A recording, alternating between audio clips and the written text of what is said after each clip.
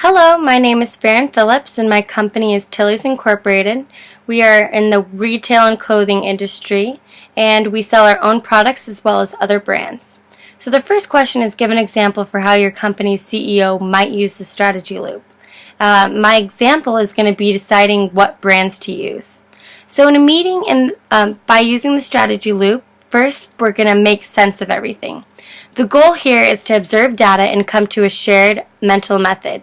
So what brands do we have and what's going on with them? The tone in this conversation needs to be open inquiry. What if? There needs to be questions. You want to avoid trying to create action, so don't come to a decision right away. This is just time for making sense. Secondly, we're going to make choices. So the goal here is to come up with a small set of priorities that are all agreed upon with everybody in the group. What brands work, which brands don't. There needs to be a respectful argumentation tone throughout this conversation. You don't want conflict, you just want different ideas flowing.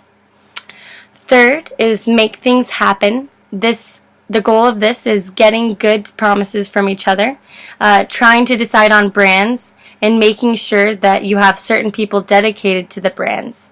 So hold people accountable, be supportive, and help as a CEO, and you need to make these promises public just so people are held accountable and are committed to deciding on which brands and making the best decisions for the company. Fourth is making revisions. So the goal here is to know things that don't fit, then revise our assumptions based on that. So you need to figure out which brands are working and which brands aren't. But for making revisions, you need to know which brands aren't working. So you want to avoid people taking things personal. Your tone needs to be a dispassionate analysis, meaning that you're just kind of laying out the facts. This is what happened. You're not placing blame on anybody.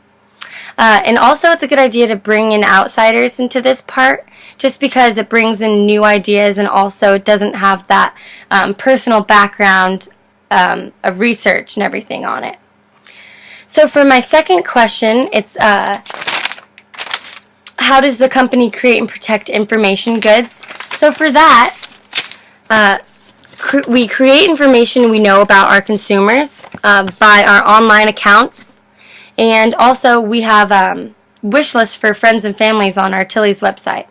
So the information that's put in on there online, Tilly's has a private policy, and Tilly's will never disclose your personal info to any third party, only usage data with trusted third parties that have the same private policy.